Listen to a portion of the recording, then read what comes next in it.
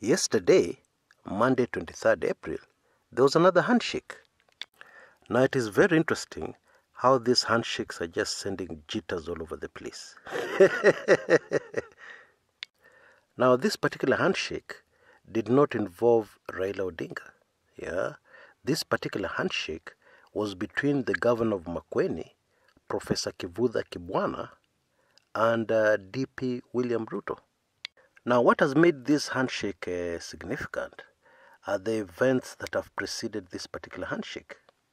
Professor Kivutha Kibwana has really been complaining about the Wiper Party. He has been saying that the Wiper Party is undermining himself and Kitui Governor Charity Ngilu. Now. What else is new? Let me explain. This is exactly the same kind of statements we had not too long ago from somebody called Alfred Mutua. Alfred Mutua was elected governor of Machakos for the first time, on a Wiper ticket. That was in 2013, and we quickly saw what his track record was. He completely revolutionized, changed Machakos. Indeed, he became the talk of the country. What a governor can achieve in such a short period of time.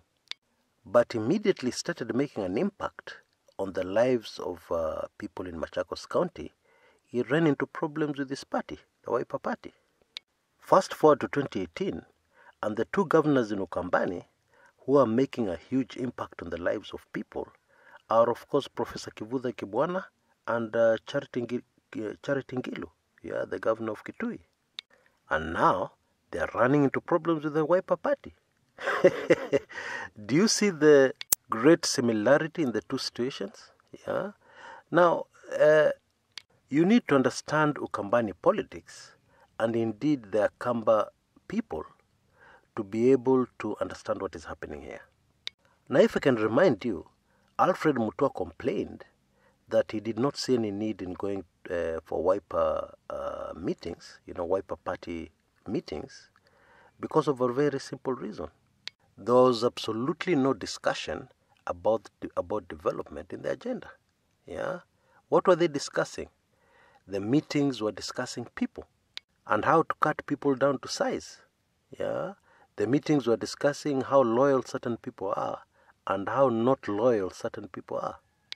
Now that is absolutely fascinating when you realize that this is exactly the same thing that was happening when Kalonzo was a member of parliament in Mwingi for many years. It was not possible for anybody to bring development to that particular constituency unless you had Kalonzo Musyoka's blessings. It is not clear what those blessings involved, but a lot of people felt that they had nothing to do with the benefit for the people. Now, it is said you cannot teach an old dog new tricks, okay? And these Kalonzo Musyoka tactics in politics are the old KANU tactics. In the heydays of KANU, it was single party. There was no other political party. So what that meant was that there was no other political competition. Once you got elected, that was it. Okay. Now, politicians being who they are, what do you think these guys kept themselves busy doing? You can't hit out at opposition politicians because they don't exist. You can't scheme against opposition politicians because they don't exist. So what do you do instead? You guessed it, gossip and backbiting within. Talking about who is more loyal than who. Playing very dirty politics, to finish off people within the party. People you see that may be your opponents in future, or people you imagine are your enemies. One would think that with non-competitive single-party politics, development would move very fast because the main focus would be development. Actually, the very opposite was true. Because there's no competition, development ni ya nini? No need. Just focus on portraying yourself as the most loyal party member and eat. Get rich, make money. And so, it should not surprise anybody that this is what's happening in Wiper. You can't teach an old dog new tricks. You can't teach Kalonzo Musyoka new politics. because his political career was born in Kanu. Yeah, he's born, bred, everything in Kanu, the old Kanu. The old Kanu mama na baba. Now that I've given you that background, we can now focus on this handshake and what political impact it has, if any. And we'll do that immediately after the short upcoming commercial break. Stay with us. Kenya inchi yangu, Kenya inchi yangu iliyo uhuru. Inchi iliyo uhuru, toka sasa mpaka milele. Kenya inchi yangu, Kenya inchi yangu naishelea. Katika maisha na nguvu zangu zote, Kenya inchi yetu, Kenya inchi yetu ya kibinadamu. Twaichelea inchi yetu, maridadi yenye upole. Kenya inchi yetu, Kenya inchi yetu ya udugu. Welcome back. Now, obviously, DP William Ruto wants to build as many alliances as he can, yeah, in preparations for his 2022 bid. But he has to choose his alliances very carefully. In my view, Kivutha Kibwana was a much better bet than Kalonzo Musyoka. Why do I say that? I say that because things in Ukambani are changing, and they're changing very rapidly. Now, what is happening in Ukambani is very wonderful, okay? Because there's a shift away from the old politics to development politics. Now, development politics is where people gauge a leader by their track record and what that leader has delivered, yeah? A case in point is Machakos, okay? We had very many voters who voted Governor Alfred Mutua back into office, yeah, who did not vote for the Jubilee presidential candidate. Now, it is also true that there was a lot of computer work in Machakos, okay? Personally, I have doubts, yeah, as to the number of votes Alfred Mutua got, yeah? I have reason to believe that some of his votes were computer generated. That is what I believe. However, my point is, the information I had from the ground, very credible, okay, was the fact that there were a lot of people who voted Alfred Mutua and voted Raila Odinga. These people were voting against old politics, and they were voting for development. Now, we have the same situation emerging in Makueni and even in Kitui. Let's focus on Makueni to illustrate this. Kivutha Kibwana was a lame duck governor during his first term from 2013 to 2017. Why? Because of greedy MCAs who held him at ransom, okay? They refused to approve the budget. Why were they refusing to approve the budget? Because they were playing old politics, okay? The old politics of handouts at the expense of development. Because what they wanted was for the governor to approve huge budgets for their foreign travel, for their personal gain, yeah, and then shortchange the people of Makueni. The professor stood his ground, and there was a standoff. Now, the interesting thing is what has happened after that standoff. Because what happened, the people just voted out all those greedy MCAs. And so the message was very clear that the people of Makueni wanted development. They didn't want nonsense. And so the good professor is going to have a very good second term. Yeah? And already there's so much he has done within Makueni. Makueni now has a fruit processing factory which has greatly benefited this particular county because there are a lot of fruits. Makueni is well known for plenty of fruits.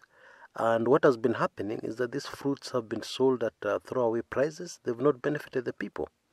Therefore, when you add value, yeah, to these fruits by creating a processing factory, it has changed the lives of the people, and it will continue to change the lives of the people going forward.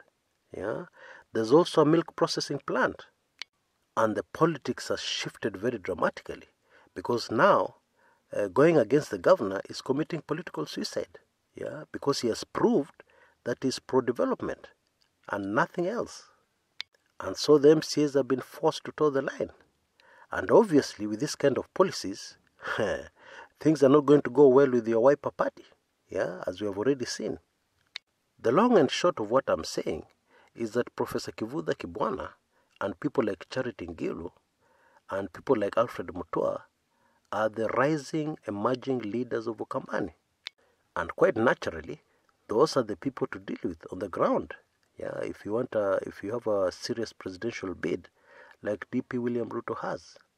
Now this move by the good professor is going to confuse the Wiper party even more. Why do I say this? Well, the Wiper party at the moment is anti-Raila Odinga. And all signs show that the party has been gravitating towards an alliance with the Jubilee ruling party. However, this is swimming against the current. What current am I talking about? The current of the vast majority of voters in Ukambani. They're all pro-opposition. They're not interested in being in government. They're not interested in being in the government side. So what is rapidly emerging is a Wiper party caught right in the middle as they continue to play old politics. Meanwhile, people like Kivutha Kibwana are changing the ground rules, by making deals with somebody like DP William Ruto. They're not making a deal with a political party. They are making a deal with an individual, hoping that that individual will be able to assist so that development reaches this county. In my view, very, very soon, the Wiper party will find that it is a shell with nobody inside and nobody interested. Or to put it another way, one Kalonzo Musyoka will find himself completely isolated from the people. There are leaders emerging very rapidly around him in the Wiper party that are pro-development, that are pro-the people. Another good example is Mutula Kilonzo Jr. Mutula Kilonzo Jr. is rapidly emerging as a national politician. Many Kenyans will not forget that he's the one who revealed the truth about the game Kalonzo Musyoka, Mudavadi and Wetangula were playing on Raila. Claiming that Raila was the traitor, when what they did is they hid away when Raila was being sworn in. They cowered away somewhere on Gong Road, in great fear. Now obviously Mutula Jr. is a very balanced person, very balanced politician. He's not a radical, and he's not a selfish, greedy politician, because you could see when he had great difficulties in revealing this truth, because he included in his statement things like the Wiper leader, who I have great respect for, was cowering away somewhere on Gong Road, making it very clear that what he was doing was not personal. He was just playing national politics.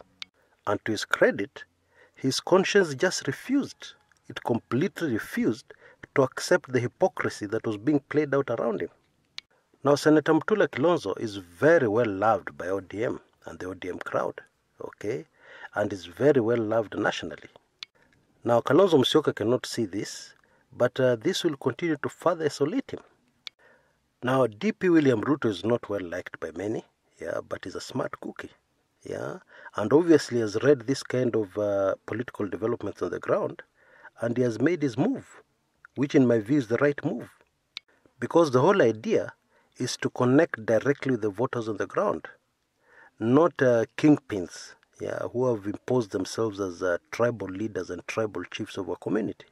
That is old politics, and going forward, it may not be very effective. And so the long and short of this handshake between DP Ruto and Professor Kivutha Kibwana is that it's going to have a greater impact, on continuing to dismantle the Wiper party rather than on national politics. Because if there's going to be any benefit to DP Ruto, it's going to be long-term. Because as I've said, the people in Ukambani are gravitating towards development politics. And therefore, the way they react to DP Ruto will depend on what goodies he can deliver to the people directly. What development he can spearhead directly in Makueni County. Until next time, this is Kshs Kumekucha.